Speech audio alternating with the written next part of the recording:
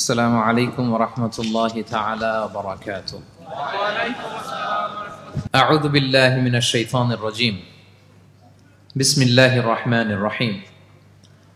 رسلا مبشرين ومنذرين لئلا يكون للناس على الله حجة بعد الرسل وكان الله عزيزا حكيما. صدق الله العظيم. আজকের আলোচনার টপিক হচ্ছে আল্লাহ তাআলা কেন এই পৃথিবীতে রাসূল প্রেরণ করেছেন। রাসূল প্রেরণের উদ্দেশ্য কি, নবী রাসূলদের পরিচয় এবং তাদের বৈশিষ্ট্য, এগুলো নিয়ে আমি আজকে আলোচনা করব এবং নবী রাসূলদের জীবনী থেকে আমাদের আসলে শিক্ষা কি, লেসনটা কি লেসন আমরা নিতে পারি, এই টপিকটা নিয়ে আলোচনা করব। টপিকটা কি সবার কাছে ক্লিয়ার? প্রথমে আমরা উদ্ধার করবার চেষ্টা করি যে কেন আল্লাহ এত রাসূল পাঠালেন পৃথিবীতে, এর কারণটা কি। এর উত্তরটা আল্লাহ তাআলা খুব চমৎকার ভাবে সূরা নিসার 165 নম্বর আয়াতে আলোকপাত করেছেন, যে আয়াতটা দিয়ে আমি আলোচনা শুরু করেছি। আল্লাহ তাআলা বলছেন, রুসুলান মুবাশশিরিন ওয়া মুনযিরিন লিআল্লা ইয়াকুনা লিন-নাসি আলাল্লাহি হুজ্জাতুন বা'দা আর-রুসুল ওয়া কানা আল্লাহু আজিজান হাকীমা। অর্থাৎ আমি রাসূলগণকে সুসংবাদদাতা এবং সতর্ককারী রূপে পৃথিবীতে প্রেরণ করেছি।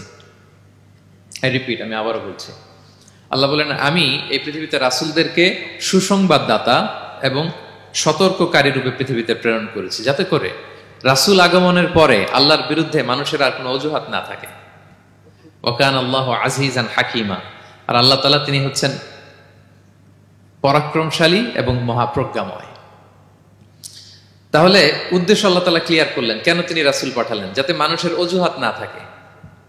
আল্লাহ তাআলা যদি রাসূল পৃথিবীতে বাণীবাহক হিসেবে প্রেরণ না করতেন, মানুষরা বলতো আল্লাহ আখিরাত বলে যে একটা কথা আছে এটা তো আমি বুঝি নাই, আল্লাহ মৃত্যুর পরে যে আবার জীবিত হইতে হবে এটা তো আমি শুনি নাই, আল্লাহ এই পৃথিবীতে আমি কি কি করেছি তার পাই টু পাই তোমার সুপ্রিম কোর্টের কাঠগড়ায় দাঁড়িয়ে যে বিচারের সম্মুখীন হতে হবে কেউ তো আমার কোনোদিন বলে নাই। এজন্য আল্লাহ বলেন আমি পৃথিবীতে রাসূল পাঠিয়েছি যাতে করে মানুষের কোনো এক্সকিউজ না থাকে। আচ্ছা বলেন তো, এখন কি কেউ আল্লাহরে বলতে পারবে আল্লাহ বিচার যে হবে এটা তো আমি জানি না, বলতে পারবে? আল্লাহ আখিরাত বলে যে একটা কথা আছে, পুনরুত্থান, পুনর্জীবিত হইতে হবে, আবার বিচারের সম্মুখীন হইতে হবে, জান্নাত জাহান্নাম আছে, এগুলো তো কোনোদিন আমি শুনি নাই। এই কথা, এই এক্সকিউজ তোলার কোনো সুযোগ কি আর আছে? No excuse will be granted that day, dear brothers and sisters. সেদিন কোনো এক্সকিউজ আল্লাহ তাআলা গ্রহণ করবেন না, কারণ আল্লাহ তাআলা রাসূলদেরকে প্রেরণ করেছেন, তারা আমাদেরকে বিস্তর বর্ণনা করে জানিয়ে গিয়েছে। এবং কেন রাসূলদেরকে প্রেরণ করেছেন আল্লাহ বলেন যে দুইটা প্রাইম রেসপন্সিবিলিটি দিয়ে আমি রাসূলদেরকে প্রেরণ করেছি। এক নাম্বার মুবাশশিরিন, তারা সুসংবাদদাতা, তারা আমাদেরকে জানিয়েছে এই পৃথিবীতে যদি আমরা ভালো কাজ করি, এক আল্লাহর ইবাদত করি, কারো হক নষ্ট না করি, তাহলে আমরা জান্নাতে যেতে পারবো। জান্নাতের সুসংবাদ তারা দেন। They are the bearer of glad tidings, they are the bearer of paradise. তারা জান্নাতের সুসংবাদদাতা। রাসূলদের দুই নাম্বার প্রাইম রেসপন্সিবিলিটি হচ্ছে মুনজিরিন, তারা সতর্ককারী। তারা আমাদেরকে এই মর্মে সতর্ক করেছেন যে এই পৃথিবীতে যদি আল্লাহর ইবাদত না করে শিরক করো, বেদাত করো, এই পৃথিবীর বুকে যদি ফাসাদ করো, যদি সীমা লঙ্ঘন করো, যদি অন্যের অধিকার নষ্ট করো, তাহলে তোমাদেরকে জাহান্নামের আযাব ভোগ করতে হবে, ঠিক কিনা? তাহলে দুইটা প্রাইম রেসপন্সিবিলিটি। রাসূলরা হচ্ছেন মুবাশশিরিন, সুসংবাদদাতা, জান্নাতের সুসংবাদ দিয়েছেন। তারা ভালো কাজ করলে জান্নাতে যাওয়া যাবে। পাশাপাশি তারা হচ্ছেন সতর্ককারী। কিসের সতর্ককারী? জাহান্নামের ব্যাপারে সতর্ককারী। এই পৃথিবীতে ফাসাদ করলে, আল্লাহ তাআলার অবাধ্য হলে জাহান্নামে যেতে হবে। এবং রাসূল পাঠানোর মধ্য দিয়ে আল্লাহ তাআলা এক্সকিউজ দেওয়ার সুযোগ বন্ধ করে দিয়েছেন। কোন এক্সকিউজ আর দেয়া চলবে না। তাহলে পৃথিবীতে কেন আল্লাহ তাআলা রাসূল পাঠালেন, এই পয়েন্টটা কি সবার কাছে ক্লিয়ার? আচ্ছা ক্লিয়ার, আমরা সামনের দিকে এগোই। এরপর আল্লাহ তাআলা বলেছেন এই পৃথিবীতে যত জাতি গোষ্ঠী আছে সব জাতির কাছে আমি রাসূল পাঠিয়েছি। ওয়া ইম মিন উম্মাতিন ইল্লা খালা ফিহা নাযীর। যত জাতি, যত নেশন এই পৃথিবীতে এসেছে সব জাতিকে সতর্ক করবার জন্য, ইনস্ট্রাক্ট করবার জন্য, গাইড করবার জন্য আমি রাসূল পাঠিয়েছি। এমন কোন জাতি নাই যে জাতির মধ্যে আল্লাহ রাসূল পাঠায় নাই, সবাই রাসূল পেয়েছেন। এবং মজার ব্যাপার হচ্ছে they are the chosen and selected personality by Allah subhanahu wa ta'ala. রাসূলরা হচ্ছেন আল্লাহ তাআলার পক্ষ থেকে chosen এবং সিলেক্টেড। রাসূলদেরকে সিলেক্ট করেছে কে? আল্লাহ। তিনি বলেন ওয়া ইন্নাহুম ইনদানা লামিনাল মুস্তাফাইনাল আখিয়া। নবীরা হচ্ছে আমার কাছে মনোনীত, আমি তাদেরকে মনোনীত করেছি এবং তারা হচ্ছে সর্বশ্রেষ্ঠ মানুষ। তার মানে এই আয়াত থেকে বোঝা গেল নবীরা সিলেক্টেড, তারা ইলেক্টেড না। ইলেকশন করে নবী হওয়া যায় না, নবী সিলেক্টেড এর মাধ্যমে হইতে হয়, সিলেকশনের মাধ্যমে। আর সিলেক্ট করেন কে? চুজ করেন কে? ইলেকশন করে নবী হওয়া যায়? আমরা পৃথিবীর সবাই মিলে যদি ভোট দেই, আল্লাহ আমরা সবাই ভোট দিলাম, এ হচ্ছে রাসূল, তাকে রাসূল হিসেবে আপনি কবুল করেন, হবে ইলেকশনে ভোট দিলে? আমাদের সাথে যদি ম্যানকাইন্ডের সাথে জিন কাইন্ডও যুক্ত হয়, জিনেরাও যদি বলে আল্লাহ আমরাও আছি, আমরাও দিলাম একটা করে ভোট, হবে রাসূল হবে? ফেরেশতারাও যদি যুক্ত হয়, ফেরেশতারাও যদি বলে, মানুষও ভোট দিল, জিনেরাও দিল, ফেরেশতারাও দিল, প্রত্যেকে একটা করেই দিল, ধরেন প্রত্যেকের ভোট গণনা করার পরে দেখা গেল বিশাল ভোট কাউন্ট হয়েছে। এখন তাদের এই ভোটের উপর ভিত্তি করে রাসূল হবে কেউ? হবে? কারণ নবী ইলেকশনে হওয়া যায় না, নবী হয় সিলেকশনে। আর সিলেক্ট করেন কে? আল্লাহু ইয়ালামু হাইসু ইয়াজআলু রিসালাতাহু। কাকে রাসূল বানাবেন, কাকে তিনি নবী হিসেবে অ্যাপয়েন্ট করবেন, এটা তিনিই জানেন। শুধুমাত্র কেবলমাত্র একমাত্র আল্লাহ তাআলা সোললি এটাকে কন্ট্রোল করেন। কেউ চাইলে কারো ভোটে, কারো ইলেকশনে নবী হওয়া যায় না। নবীরা হচ্ছেন সিলেক্টেড, চুজেন পার্সোনালিটি বাই আল্লাহ সুবহানাহু ওয়া তাআলা। তাহলে নবীরা নির্বাচিত নন, ওনারা মনোনীত। নবীরা কি নির্বাচিত? নবীরা মনোনীত। এখন কতজন নবী রাসূল আল্লাহ তাআলা পাঠিয়েছেন? আল্লাহ তাআলা সুস্পষ্ট করে জানাননি কতজন। কিছু কিছু হাদিস থেকে পাওয়া যায় লক্ষাধিক রাসূল, নবী এবং রাসূল আল্লাহ তাআলা পৃথিবীতে পাঠিয়েছেন। কিন্তু কোরআন আল কারিমে এই লক্ষাধিক নবী রাসূলের সবার কথা আল্লাহ তাআলা আমাদেরকে শোনাননি। আল্লাহ তাআলা মাত্র 25 জন রাসূলের কথা আমাদেরকে শুনিয়েছেন। কতজন? 25 জনের কথা আল্লাহ তাআলা শুধু আমাদেরকে বলেছেন, বাকিদের কথা বলেন নাই। কতটুকু আমাদের বলা দরকার এটা আমাদের চেয়ে ভালো জানেন কে? আল্লাহ ভালো জানেন। আল্লাহ তাআলা ভালো জানেন কতটুকু আমাদেরকে জানাতে হবে। যত রাসূল তিনি পাঠিয়েছেন, যত নবী পাঠিয়েছেন, সবার কথা যদি আল্লাহ কোরআনে বলতেন, তাহলে কোরআন কি মাত্র 611 পৃষ্ঠার একটা বই হতো? 10 খণ্ড, 15 খণ্ড, 20 খণ্ড। তখন আমরা হাফেজ হতে পারতাম? হ্যাঁ, আমরা হাফেজ তরিকুল ইসলাম পাইতাম তখন? হ্যাঁ, তাকরিম পাইতাম? তখন তো হাফেজ হওয়া যেত না। এটা যদি 15 খণ্ড, 20 খণ্ডের বিশাল ভলিউম হয়, হাফেজ হওয়া যেত না। এজন্য আল্লাহ তাআলা সব নবীদের কথা আমাদেরকে শোনায় নাই, মাত্র 25 জন নবীর কথা কোরআনে আল্লাহ শুনিয়েছেন। কতজন? আল্লাহ বলেন রুসুলান কদ কসাসনাহুম আলাইকা মিন ক্বাবলু ওয়া রুসুলান লাম নাকসুসহুম আলাইক। নবী হে, অনেক রাসূলের কথা আপনাকে শুনিয়েছি, আবার অনেক রাসূলের কথা আমি শোনাই নাই। যাদের কথা শোনানোর প্রয়োজন মনে করেছি তাদের কথাই আমি শুনিয়েছি। তাহলে আমরা বুঝলাম কোরআনে বর্ণিত হয়েছে কয়জন নবী রাসূলের নাম? সবাই বলবেন আওয়াজ করে, কয়জন? 25 জন। এবং এই 25 জন নবীর মধ্য থেকে 6 জনের নামে আল্লাহ 6টা সূরা ডেডিকেট করেছেন কোরআনে, 6টা সূরা উৎসর্গ করেছেন। সূরা ইউনুস, সূরা ইউসুফ, সূরা ইব্রাহিম, সূরা মুহাম্মদ, সূরা নূহ, সূরা হুদ। 6 জন নবী। কয়জন নবী? 6 নবীর নামে আল্লাহ তাআলা 6টা সূরা ডেডিকেট করেছেন। এবং এই যত নবী আল্লাহ তাআলা পাঠিয়েছেন, সব নবীর উপর ঈমান আনা আবশ্যক। হ্যাঁ, it's compulsory to believe in every messenger sent by Allah subhanahu wa ta'ala. To validate our faith, আমাদের ঈমানটাকে প্রিজার্ভ করার জন্য সব নবীর উপর আমাদের ঈমান আনতে হবে, সব নবী। আমরা যে ঈমান আনি, ঈমানে মুফাসসাল, যেখানে 7টা বিষয়ের উপর বিস্তারিত ঈমানের যে ঘোষণা আমরা দেই, আমরা তো বলি যে ঈমানে একটা মুজমাল আর একটা কি মুফাসসাল। ঈমানে মুফাসসালে 7টা বিষয়ের প্রতি ঈমান আনতে হয়। আমানতু বিল্লাহি ওয়া মালাইকাতিহি ওয়া কুতুবিহি, তারপরে ওয়া রুসুলিহি, পাইছেন? ওয়াল ইয়াউমিল আখিরি ওয়া বিল কদরি খাইরিহি ওয়া শাররিহি মিনাল্লাহি তাআলা ওয়াল বা'সি বা'দাল মাউত। এই 7টা বিষয়ের উপর বিস্তর ঈমান আমাদেরকে আনতে হয়। এই 7টার মধ্যে রাসূলদের ব্যাপার আছে না নাই? রাসূলদের উপর ঈমান আনতে হবে। যদি না আনি তাহলে আরকানুল ঈমান পূর্ণ হলো না, আমার ঈমান পরিপূর্ণ হবে না। তাহলে রাসূলদের উপর পূর্ণাঙ্গ ঈমান আনা এটা আবশ্যক। এবং এই সকল নবী এবং রাসূলদের একটাই ধর্ম ছিল। ধর্মটার নাম কি? সবাই বলুন, কি নাম? সবার একটাই ধর্ম, সব নবীর একটাই ধর্ম। কারণ আল্লাহর কাছে মনোনীত ধর্ম কয়টা? একটা। ইন্নাদ দীনা ইনদাল্লাহিল ইসলাম। আল্লাহর কাছে মনোনীত একটাই ধর্ম, সেটা হচ্ছে ইসলাম।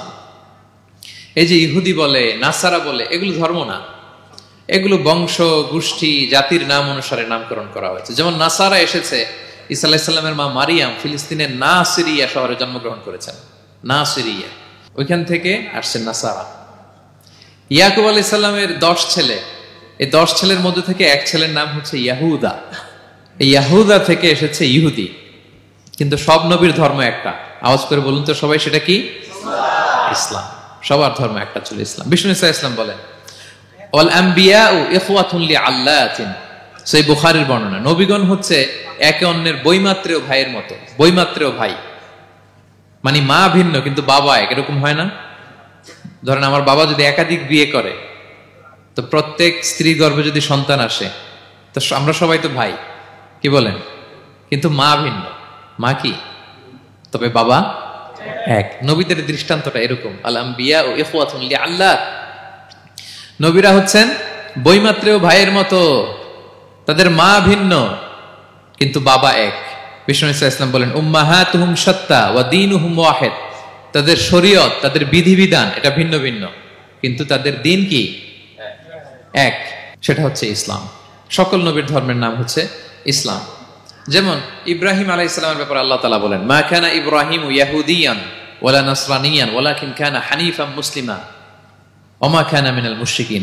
নবী ইব্রাহিম আলাইহিস সালাম উনি ইহুদিও ছিলেন না, নাসারাও ছিলেন না, উনি একনিষ্ঠ মুসলিম ছিলেন। কি ছিলেন? আল্লাহ নবী ইউসুফ আলাইহিস সালাম উনি সবসময় আল্লাহর কাছে দোয়া করতেন, আল্লাহ তাওয়াফানি মুসলিমান ওয়াল হিকনি বিসসালিহিন, আল্লাহ তুমি আমাকে মুসলিম হিসেবে মৃত্যু দিও আর সৎকর্মশীলদের সাথে অন্তর্ভুক্ত করে নিও। তো উনি মুসলিম না হলে এই দোয়া করতেন, আল্লাহ মুসলিম হিসেবে মৃত্যু দিও। সুলাইমান আলাইহিস সালাম রানী বিলকিসের কাছে একটা চিঠি লিখেছেন। এই চিঠি আবার পাঠিয়েছেন হুদহুদ পাখিকে দিয়ে।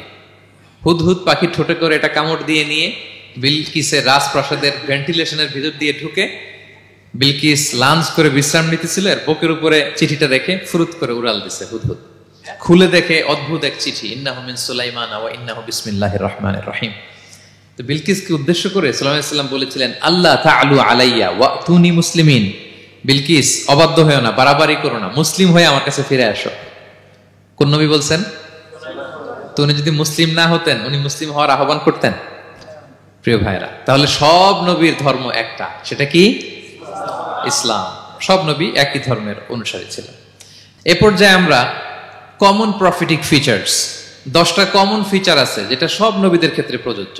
সব নবীদের ক্ষেত্রে এই ফিচারগুলো পাওয়া যায়। এই 10টা কমন ফিচার নিয়ে আলোচনা করব ইনশাআল্লাহ। এই 10টা কমন ফিচারের 1 নম্বর হচ্ছে আল ওয়াহি। সকল নবীকে আল্লাহ তাআলা ওহী পাঠিয়েছেন, রেভেলেশন, প্রত্যাদেশ। ওহী মানে সিক্রেট মেসেজ, যেটা নবী শোনে আর আল্লাহ জানে, দুনিয়ার মানুষ এটা শোনে না। নবীরা বললে কেবল শোনে। সুবহানাল্লাহ বলেন। সব নবীকে আল্লাহ এই ওহীটা পাঠিয়েছেন। জিবরাইল আলাইহিস সালাম মারফত ওহী পাঠিয়েছেন, অথবা সরাসরি কিতাব পাঠিয়েছেন, কিংবা সহিফা পাঠিয়েছেন। আল্লাহ তাআলা ইরশাদ করছেন ইন্না আওহাইনা ইলাইকা কামা আওহাইনা ইলা নূহি ওয়ান নাবিয়িনা মিন বাদি। নবী নূহ আলাইহিস সালামের পরে সব নবীদের কাছে আমি যেমনি ওহী পাঠিয়েছি, আপনার কাছেও আমি এভাবে ওহী পাঠিয়েছি। সব নবীদের কাছে আমি এভাবে ওহী পাঠিয়েছি। সূরা বাকারার শুরুতে মুত্তাকিদের সংজ্ঞা দিতে যে আল্লাহ তাআলা বলেন ওয়াল্লাযীনা ইউমিনুনা বিমা উনজিলা ইলাইকা ওয়া মা উনজিলা মিন ক্বাবলিক ওয়া বিল আখিরাতি হুম ইউকিনুন। মানে নবী হে, মুত্তাকি তো তারা যারা আপনার উপর যে কিতাব নাজিল হয়েছে এটার উপরও ঈমান আনে, ওয়া মা উনজিলা মিন ক্বাবলিক, এর আগে যত কিতাব নাজিল হয়েছে তার উপরও ঈমান আনে। তা আমরা যদি শুধু কোরআনের উপর ঈমান আনি হবে? তার আগে যত কিতাব, আসমানি কিতাব নাজিল হয়েছে এগুলোর উপরও ঈমান আনার দরকার আছে না নাই? বলেন বলেন। তাওরাতের উপর ঈমান আনতে হবে, জাবুর, ইনজিল, সুহুফে ইব্রাহিম ও মূসা সবগুলোর উপর ঈমান আনতে হবে। তো এই ওহীগুলো আল্লাহ তাআলা নাজিল করেছেন। তাহলে 1 নাম্বার কমন ফিচার হচ্ছে আল্লাহ তাআলা ওহী পাঠিয়েছেন, সব নবীকে ওহী দিয়েছেন। 2 নাম্বার ফিচার হচ্ছে same language of the people. নবীকে আল্লাহ তাআলা যেই জাতিগোষ্ঠীর কাছে পাঠিয়েছেন তিনি ওই জাতির ভাষাতেই কথা বলেছেন। ধরেন মালয় এলাকাতে যদি আল্লাহ নবী পাঠান আর ওই নবী যদি আরবিতে কথা বলে, তা আমাদের মালয়েশিয়ান ভাইরা বুঝবে? আচ্ছা, আরব দেশে যদি আল্লাহ একজন নবী পাঠান, ওই নবী ধরেন যে ম্যান্ডারিনে কথা বলে, চাইনিজ ভাষায়, আরবরা বুঝবে? চায়নাতে ধরেন আল্লাহ তাআলা এক নবী পাঠালো, সে ওখানে যে হিন্দি ভাষায় কথা বলে, চাইনিজ লোকেরা বুঝবে না। তাহলে যেই জাতির কাছে আল্লাহ পাঠাইছেন ওই জাতির ভাষা দিয়ে আল্লাহ নবীকে পাঠাইছেন। সুবহানাল্লাহ। আল্লাহ তাআলা ইরশাদ করেন ওয়ামা আরসালনা মির রাসূলিন ইল্লা বিলিসানি কওমিহি লিউবাইয়িনা লাহুম। আল্লাহ তাআলা যত রাসূল পৃথিবীতে প্রেরণ করেছেন, বিলিসানি কওমি, যে জাতির কাছে প্রেরণ করেছেন ওই জাতির ভাষায় প্রেরণ করেছেন, যাতে করে নবীর কথা এরা বুঝে। নবীরা এসেছেন বাণীবাহক হয়ে, এখন এই বাণী যদি বুঝতে না পারে তাহলে কাজ হবে। এজন্য প্রত্যেক নবীকে আল্লাহ তাআলা যে জাতির কাছে পাঠিয়েছেন ওই জাতির ভাষায় পাঠিয়েছেন। 3 নম্বর হচ্ছে সকল নবীকে আল্লাহ তাআলা very good standard of character দিয়েছেন। চারিত্রিক দৃষ্টিকোণ থেকে অতুলনীয় ছিল এক একজন নবী। পা থেকে মাথা পর্যন্ত কালো দাগ ফেলার মতো কিছু ছিল না। আল্লাহু আকবার। মাসুম ছিলেন। আহলুস সুন্নাহ ওয়াল জামাআর আকীদা হচ্ছে প্রত্যেক নবী ছিলেন মাসুম, কোনো গুনাহ করেন নাই, নিষ্পাপ প্রতিটা নবী। সর্বোত্তম চরিত্র দিয়ে আল্লাহ তাআলা, অনুপম চরিত্র দিয়ে আল্লাহ তাআলা তাদেরকে পাঠিয়েছেন। আল্লাহ তাআলা বলেন, ওয়া ইন্নাকা লাআলা খুলুকিন আযীম, and verily you are on a very good standard of character. নবী হে, আপনি চমৎকার একটা ক্যারেক্টারের উপর প্রতিষ্ঠিত। আপনার আচরণের মতো, ক্যারেক্টারের মতো আচরণ অতুলনীয়, পৃথিবীতে দ্বিতীয়টা খুঁজে পাওয়া যায় না, ঠিক কিনা? কারণ নবীরা যদি মডেল হন, তাদের আচরণ যদি ভালো না হয়, তাহলে মানুষ কি তাদেরকে গ্রহণ করবে? মানুষ তো তাদের কাছ থেকে শিখবে, জানবে। তো জন্য তাদের আচরণ চমৎকার হওয়ার দরকার আছে না নাই? চমৎকার আচরণ, চমৎকার চারিত্রিক মাধুর্য দিয়ে আল্লাহ তাআলা পৃথিবীতে এক একজন নবীকে প্রেরণ করেছেন। সব নবীরা ভেরি গুড স্ট্যান্ডার্ড অফ ক্যারেক্টারের অধিকারী ছিল। 4 নম্বর হচ্ছে প্রত্যেক নবীকে আল্লাহ তাআলা মিরাকেল দিয়েছেন, মানে মুআজিজা, as a proof of their prophethood. তাদের নবুয়তির প্রমাণ হিসেবে আল্লাহ তাআলা তাদেরকে মিরাকেল দিয়েছেন, মুআজিজা। যেমন সালেহ আলাইহিস সালামকে আল্লাহ তাআলা মুআজিজা দিয়েছিলেন। তার জাতির কাছে যখন তিনি দাওয়াত দিলেন, তারা বলল, সালেহ তুমি যে নবী এটা আমরা বুঝবো কি করে? এক শর্তে আমরা তোমার উপর ঈমান আনতে পারি। সাল্লাল্লাহু আলাইহি সাল্লাম বললেন, কি শর্ত? বলতেছে, এই যে পাহাড় দেখো, এই পাহাড়ের ভেতর থেকে যদি একটা উট বের করো, 10 মাসের গর্ভবতী একটা উটটা বেরোবে, বেরোয় বাচ্চা দিবে, সাথে সাথে আমরা উটের দুধ দহন করে খাবো, এরপর আমরা ঈমান আনবো। চিন্তা করছেন কত শর্ত? পাহাড়ের ভেতর থেকে কি বের করে দেখাইতে হবে? উট। উনি আল্লাহর কাছে দোয়া করলেন, আল্লাহ বললেন কবুল, তবে কথা না শুনলে কিন্তু খবর আছে। বলছে ঈমান আনবে, ঈমান না আনলে কিন্তু খবর আছে। উনি দোয়া করলেন, আল্লাহ কবুল করলেন। পাহাড় বিদীর্ণ হয়ে একটা বিশাল আকৃতির উট বের হয়ে আসলো, 10 মাসের গর্ভবতী উট। মুহূর্তে এটা ডেলিভারি করলো একটা উটের বাচ্চা, এবং দুধ দিতে আরম্ভ করলো, ওলান ভর্তি দুধ। সবাই পেট ভরে দুধ খেলো। খাওয়ার পরে কয়, তুমি জাদুকর। খাওয়ার পরে সাল্লাল্লাহু আলাইহি সাল্লাম কি বলে? ইউ আর এ ম্যাজিশিয়ান, তুমি জাদুকর, তুমি তো বড় ভেলকিবাজ সালেহ, তুমি পাহাড়ের ভিতরে ভেলকি ঢুকাই দিছো। আল্লাহ তাআলা তাদেরকে একটা সাউন্ড গ্রেনেড, প্রচন্ড শব্দ তরঙ্গ দিয়ে ধ্বংস করে দিলেন। কানের পর্দা ফেটে সবগুলো লাশ হয়ে জমিনে পড়ে রইল। তাহলে এই যে সাল্লাল্লাহু আলাইহি সাল্লাম যেটা দেখাইছেন, এটা কি ভেলকি ছিল? ম্যাজিক ছিল? কি ছিল? মুআজিজা, miracle, as a proof of their prophethood. তাদের নবুয়তির প্রমাণ হিসেবে আল্লাহ তাআলা তাদেরকে মুআজিজা দিয়েছেন। মূসা আলাইহিস সালামের মুআজিজা কি ছিল? লাঠি। ফাআলকাহা ফাইযা হিয়া হাইয়াতুন তাসআ। ওই লাঠি রেখে দিলে মুভিং স্ন্যাক হয়ে যেত, নড়তেছে সাপ, ছবল মারবে। সুবহানাল্লাহ। এটা কি ম্যাজিক ছিল? কি ছিল? মুআজিজা। ঈসা আলাইহিস সালামকে আল্লাহ তাআলা মাইন্ড ব্লোয়িং মুআজিজা দিয়েছেন। অন্ধ ব্যক্তির চোখে হাত বুলিয়ে দিলেই দৃষ্টিশক্তি ফিরে পেত। ধবল রোগী, কুষ্ঠ রোগীর গায়ে টাচ করে দিলে স্কিন পরিষ্কার হয়ে যেত। মৃত ব্যক্তিকে দাঁড়াতে বললে মুহূর্তে দাঁড়িয়ে যেত। কুম বিইযনিল্লাহ, আল্লাহর আদেশে দাঁড়াও বললে লাশ জীবিত হয়ে দাঁড়িয়ে যেত। বেলকিবাজি ছিল এটা? কি ছিল? বিষ্ণু ঈসা ইসলাম দাওয়াত দিচ্ছেন কুরাইশদেরকে, ওরা মানে না। বিষ্ণু নবী পাগল পড়া, বললেন, আচ্ছা বলো কুরাইশের লোকেরা কি বললে বিশ্বাস করবে যে আমি সত্য নবী? কি বললে বিশ্বাস করবে? তারা বলল, মুহাম্মদ ওই যে আকাশের চাঁদ, এটার 2 ভাগ করে দেখাইতে বললে বিশ্বাস করবো তুমি সত্য নবী। কি আবদার দেখছেন? হ্যাঁ, নবীদেরকে পেয়ে মামুর বাড়ির আবদার নিয়ে আসছিল এক এক জাতিগোষ্ঠী। বলে, মুহাম্মদ আকাশের জল জলে চাঁদটাকে যদি তুমি 2 ভাগ করে দেখাতে পারো তবেই বুঝবে তুমি নবী। বিষ্ণু ইসলাম আল্লাহর কাছে দোয়া করলেন, আল্লাহ বললেন, ঠিক আছে। ইখতারাবাতিস সাআতু ওয়ানশাক্কাল কমার ওয়া ইয়ারাউ আয়াতান ইয়ারিদু ওয়া ইয়াকুলু সিহরুম মুস্তামির। বিষ্ণু নবী সাব্বাবা, এই আঙ্গুলের নাম কি? ইবহাম, সাব্বাবা, ওয়ুসতা, বিংসার, খিনসার। হ্যাঁ, আমরা ইংরেজি নাম ঠিকই জানি, আরবিটা জানি না। ইবহাম, সাব্বাবা, ওয়ুসতা, বিংসার, খিনসার। বিষ্ণু সাব্বাবা আঙ্গুলি উঠালেন। এটা শাহাদাত আঙ্গুলি বলে অনেকে, আসলে সাব্বাবা আরবিতে। তো বিশ্বনবী এভাবে আল্লাহর নাম নিয়ে চাঁদের দিকে ইঙ্গিত করলেন, মুহূর্তে আকাশের জ্যোৎস্না বিলানো চাঁদটা 2 ভাগ হয়ে গেল। কুরাইশরা দেখে তো অবাক। বিষ্ণু বললেন, এবার কথা অনুযায়ী ঈমান আনো। বলে, মুহাম্মদ, ইউ আর এ ম্যাজিশিয়ান। মুহাম্মদ, তুমি বড্ড বড় জাদুকর, তুমি চাঁদের মধ্যে জাদু লাগাই ফেলছো। নাউযুবিল্লাহি মিন যালিক। তাহলে আল্লাহ তাআলা এজ এ প্রুফ অফ দেয়ার প্রফিটহুড, তাদের নবুয়তের প্রমাণ হিসেবে প্রত্যেক নবীকে কি দিয়েছেন? মুআজিজা দিয়েছেন, সব নবীকে দিয়েছেন। 5 নাম্বার, সকল নবীর দাওয়াতি মিশন এক ছিল, একই মিশন নিয়ে নবীরা পৃথিবীতে এসেছেন। সেটা কি? তাওহীদ, রিসালাত, আখিরাত। আমার সাথে সাথে বলেন, তাওহীদ, রিসালাত, আখিরাত। তাওহীদ, রিসালাত, আখিরাত। এই তিনটা বুনিয়াদী শিক্ষা দিতে নবীরা এসেছে। তাওহীদ মানে ওয়াননেস অফ গড, আল্লাহ যে এক, সব নবী প্রচার করেছেন। রিসালাত মানে তারা যে বার্তাবাহক হিসেবে এসেছেন, তাদের কথা মানতে হবে, এটার দাওয়াত দিয়েছেন। আখিরাত মানে হচ্ছে মৃত্যুর পরেও যে একটা জীবন আছে, সেই জীবনের ব্যাপারে প্রত্যেক রাসূলরা কি করেছেন? দাওয়াত দিয়েছেন। এবং কোন নবীর কথার সাথে আরেক নবীর কথার গরমিল পাওয়া যায় না, অমিল হয়নি।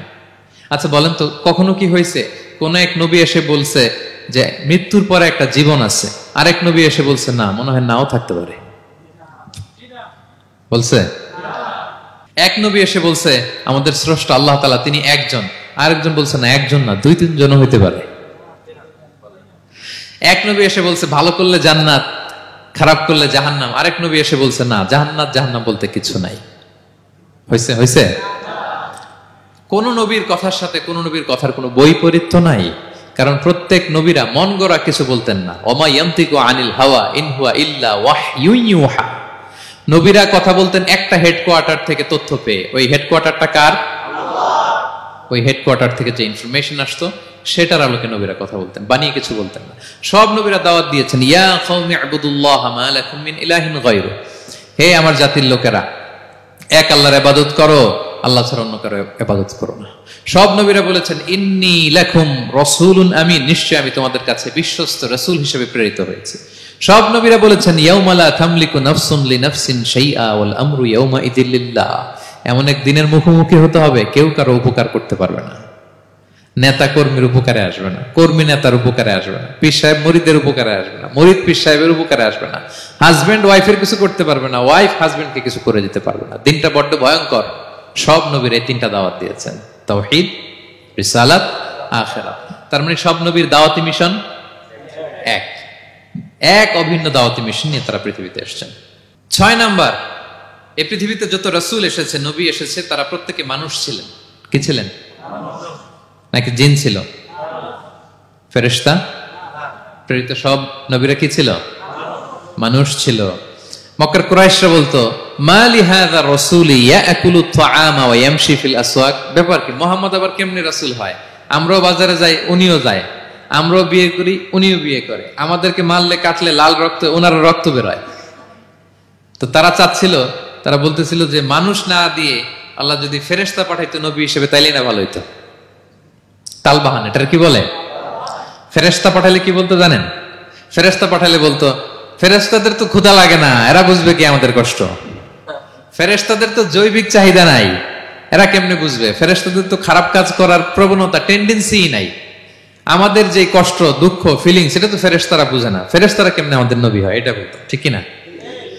তালবাহানা বলে কেমন রাসূল, আমরা যা করি তাই করে। আল্লাহ বলেন সব নবীকে আমি মানুষ হিসেবে প্রেরণ করেছি। বিষ্ণু ইসলাম বলেন ইন্নামা আনা বাশারুম মিসলুকুম, নিশ্চয় আমি তোমাদের মতোই মানুষ। তোমাদের মতোই কি মানুষ। তো পার্থক্য হচ্ছে ইউহা ইলাইয়া, আমার কাছে ওহী আসে, প্রত্যাদেশ আছে আল্লাহ তাআলার পক্ষ থেকে। তাহলে 6 নাম্বার যেই কমন ফিচার আমরা জানলাম, আল্লাহর পাঠানো সবগুলো নবী এবং রাসূল তারা কি ছিলেন? সবাই বলুন, তারা কি ছিলেন? মানুষ ছিলেন। 7 নাম্বার কমন ফিচার হচ্ছে আল্লাহর পাঠানো সব নবী এবং রাসূলরা ওনারা পুরুষ ছিলেন। কি ছিলেন? কোন নবী কি নারী ছিল বলেন তো? হ্যাঁ, নারী নবী আছে? নাই। নবী হওয়ার জন্য ম্যাসকুলিনিটি শর্ত, পুরুষ হওয়া শর্ত। কারণ নবীকে অনেক বড় বড় জিনিসের নেতৃত্ব দিতে হবে, মাঝে মাঝে মিলিটারি তৈরি করতে হবে, লিডারশিপ লাগবে, যুদ্ধ পরিচালনা করতে হবে। নারীদের পক্ষে এটা সম্ভব? কঠিন। আমাদের বোনদের অনেক ধরনের দুর্বলতা আছে, তাদের মাসে কিছুদিন তারা আল্লাহর আদেশে অসুস্থ থাকে, ঠিক কিনা? পিরিয়ড তাদের চলে, ওই সময় সালাত পড়তে পারে না, অনেক প্রতিবন্ধকতা তাদের আছে। বাচ্চা যদি ধারণ করে পেটে 9 মাস, ওনারা অসুস্থ, শেষের মাসগুলোতে তো কঠিন জটিল অবস্থা। বাচ্চা ডেলিভারির পরেও 40 দিন ব্লিডিং আছে না নাই?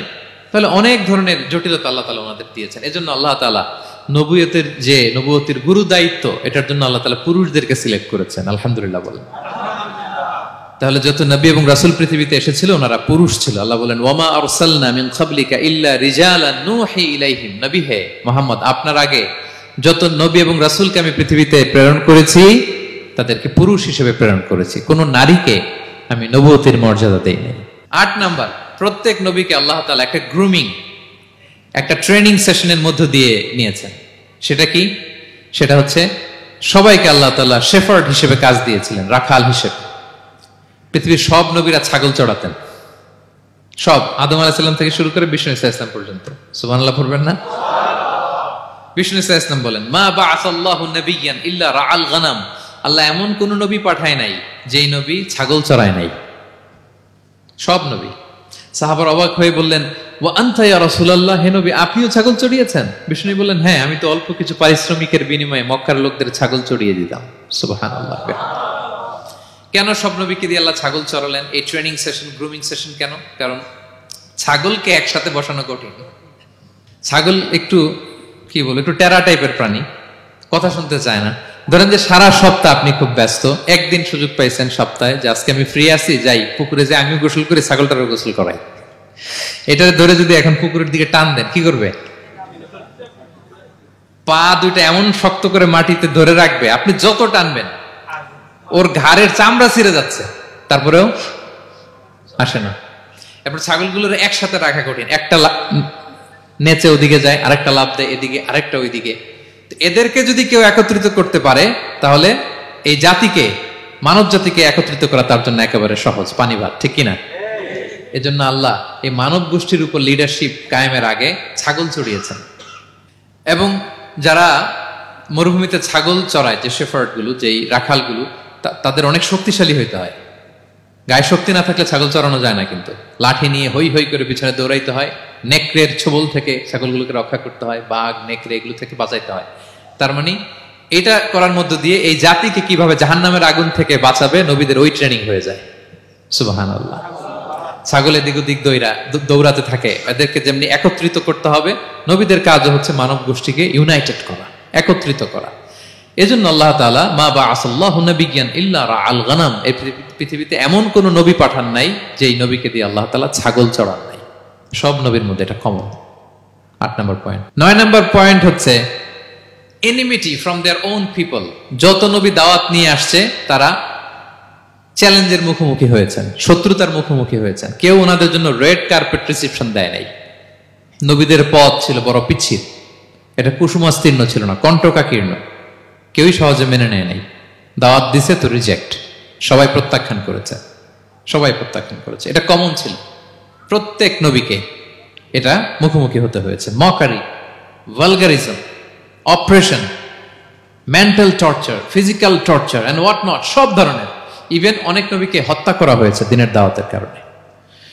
বনি ইসরায়েলের লোকেরা তাদের নিজেদের 70,000 নবীকে নিজেরা হত্যা করেছে। এমনকি আমার নবী বিশ্বনবী মুহাম্মদ রাসূলুল্লাহ সাল্লাল্লাহু আলাইহি ওয়াসাল্লামকে হত্যার ষড়যন্ত্র করা হয়েছিল। আল্লাহ তাআলা দয়া করে বিশ্বনবীকে হিজরতের ব্যবস্থা করে দিয়ে প্রাণে বাঁচিয়েছেন, মক্কা থেকে মদিনাতে পাঠিয়ে দিয়েছেন। তাহলে এই পথ বড় কঠিন ছিল, নবীদের পথ, সব নবীর জন্য, এক্সেপ্ট সুলাইমান এবং দাউদ আলাইহিস সালাম, তাদের কথা ভিন্ন। এছাড়া সব নবীরা এই সংগ্রাম, এই বিরোধিতা, এই শত্রুতা, এই জেলাসি, এগুলোর মুখোমুখি হয়েছে পৃথিবীর সকল নবীরা, সকল নবীরা। বিষ্ণু ইসা ইসলাম ঘুমাতে পারে নাই একটা রাত শান্তিতে। বিষ্ণুর বায়োগ্রাফি যদি আপনি পড়েন, জীবনে যদি পড়ে দেখেন, প্রত্যেকটা নবীর জীবনে এই কষ্টকর মুহূর্তগুলো ছিল। শত্রুতা সব নবীকে পোহাতে হয়েছে। বিষ্ণু ইসা ইসলামের কাছে যখন প্রথম নাজিল হলো ইকরা বিসমি রাব্বিকাল্লাযী খালাক, সূরা আলাকের প্রথম কয়টা আয়াত? 5 আয়াত নিয়ে কোরআনের ভারে নতুন রেভিলেশন পেয়ে বিষ্ণুনবী কাঁপতে আরম্ভ করলেন। কাঁপতে কাঁপতে জ্বর এসে গেল বিষ্ণুনবীর গায়ে, নিচে নেমে আসলেন। খাদিজা রাদিয়াল্লাহু তাআলা আনহাকে বললেন, জাম্মিলুনি জাম্মিলুনি, আমাকে কম্বল চাপা দাও, আমার খুব শীত লাগছে, আমার জ্বর এসে গিয়েছে। কাঁপতে লাগলেন বিষ্ণু ইসলাম। খাদিজা রাদিয়াল্লাহু তাআলা আনহার এক চাচাতো ভাই ওয়ারাকা ইবনে নাওফল ছিল ইনজিল কিতাবের পণ্ডিত খাদিজা রাদিয়াল্লাহু তাআলা আনহা বিষ্ণুকে নিয়ে চাচাতো ভাইয়ের কাছে গেলেন, যে বলেন, ভাই ওরাকা দেখেন তো মোহাম্মদ কি বলে, সে কি দেখছে, কি নিয়ে আসছে, কাঁপতেছে আর বলতেছে আমি মরে যাব, আমাকে কম্বল চাপা দাও। ওরাকা বললেন, মোহাম্মদ কে এসেছিল বলতো? বিষ্ণু জিবরাইল ইসলামের বর্ণনা দিলেন। কি বলেছে বলতো? 5 আয়াতের বর্ণনা বিষ্ণু ইসলাম দিলেন। তখন বিষ্ণু ইসলামের কথা শুনে ওরাকা বলল, তোমার কাছে যে এসেছে ওহুয়ান নামুস, মানে জিবরিল, সে সব নবীদের কাছে এসেছে। মোহাম্মদ তুমি নবী হবা, তুমি কি হবা? তুমি নবী হবা, আখিরি নবী হবা তুমি। যে তোমার কাছে এসেছে সে সব নবীদের কাছে ওহী নিয়ে এসেছিল। আর জেনে রাখো মোহাম্মদ, তোমার এলাকার লোকেরা একদিন তোমাকে এলাকা থেকে বের করে দিবে। ভবিষ্যৎবাণী করতেছিলেন। বিশ্বনবী বললেন, আওয়া মুখরিজিয়াহুম, আমার ভাই বেরাদার, আমার জ্ঞাতি গোষ্ঠীর লোকেরা আমার এলাকা ছাড়া করবে? ওরাকা বললেন, হ্যাঁ। লাম ইয়াতি রাজুলুন ক্বাত্তু বিমিসলি মা জিতা বিহি ইল্লা উদিয়া, তোমার মতো এরকম রিসালাতের দায়িত্ব নিয়ে যারাই কোনো জাতির কাছে এসেছে তাদের সাথে এরকম শত্রুতা করা হয়েছে। বিষ্ণু ইসলাম সেদিনের কথা শুনে, ওরাকার কথা শুনে অবাক হয়েছিলেন। তাহলে সব নবীদের ক্ষেত্রে 9 নম্বর কমন বৈশিষ্ট্য হচ্ছে তাদেরকে বাধার সম্মুখীন হতে হয়েছে। এখনো যারা নবীদের পথে চলবে বা চলে তাদের জীবনে বাধা বিপত্তি আছে না নাই? হ্যাঁ, তারা জেনে বুঝেই এই পথে এসেছে, তারা হিসাব মিলিয়েই এই পথে নেমেছে। এজন্য বাধা বিপত্তি চ্যালেঞ্জ কোন মুমিনকে তার রাস্তা থেকে সরাতে পারে না, ঠিক কিনা বলেন? এক চুলো নড়াতে পারে না। এটা নবীদের পথ, এটা নবীওয়ালা কাজ। এখানে জুলুম থাকবে, এখানে বাধা বিপত্তি থাকবে, এখানে চ্যালেঞ্জ থাকবে। এই পথটা সোজা, সিরাতুল মুস্তাকিম। যদি শেষ মাথায় যাওয়া যায়, ডাইরেক্ট জান্নাতুল ফিরদাউস। আলহামদুলিল্লাহ।